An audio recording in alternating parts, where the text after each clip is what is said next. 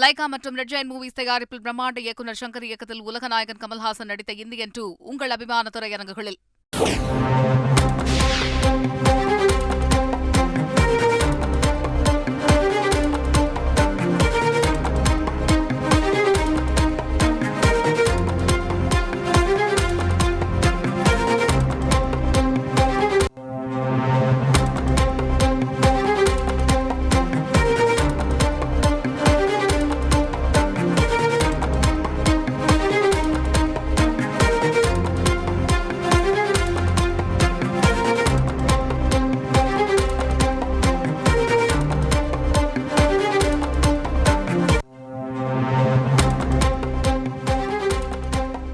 விக்கிரவாண்டி தொகுதியில் திமுக 65,199 வாக்குகள் வித்தியாசத்தில் வெற்றியை பெற்றிருக்கிறது.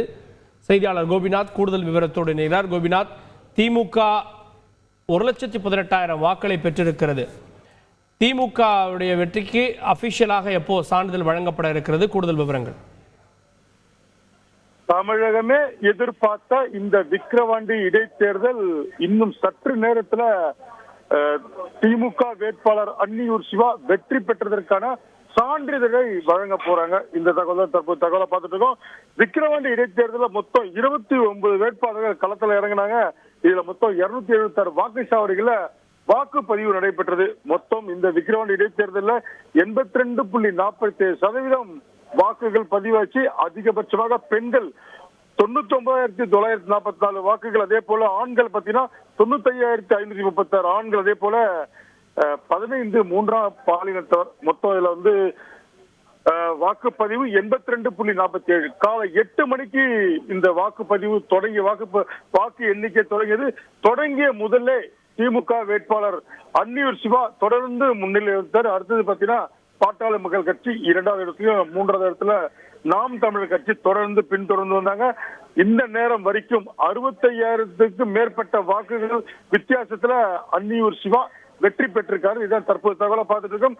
இன்னும் சற்று நேரத்தில் துல்லியமான கணக்கீடுகள், துல்லியமான வாக்குகள் இன்னும் சற்று நேரத்தில் தெரியப்படுத்துவாங்க. இதன் பின்னர் இவருக்கான சான்றிதழும் வழங்க போறாங்க.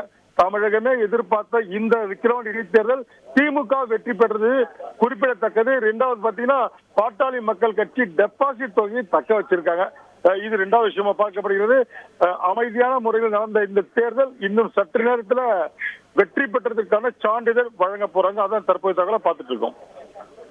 திமுக இந்த இடைத்தேர்தலில் 65,199 வாக்குகள் வித்தியாசத்தில் அபார வெற்றியை பெற்றிருக்கிறது.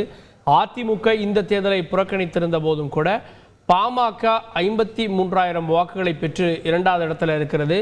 அதிமுக ஒருவேளை இந்த தேர்தல் களத்தில் இருந்திருந்தால் களம் இன்னும் எவ்வாறு இருந்திருக்கும் அப்படின்ற கேள்விகளும் எழாமல் இல்லை. அதிமுக வாக்குகள் யாருக்கு சென்றிருக்கு? திமுகவுக்கு போயிருக்கா, பாமகவுக்கு போயிருக்கா அப்படின்ற கேள்விகளும் ஏற்பட்டிருக்கிறது. லைகா மற்றும் ரெட் ஜெயண்ட் மூவிஸ் தயாரிப்பில் பிரம்மாண்ட இயக்குநர் சங்கர் இயக்கத்தில் உலகநாயகன் கமல்ஹாசன் நடித்த இந்தியன் 2 உங்கள் அபிமான திரையரங்குகளில்.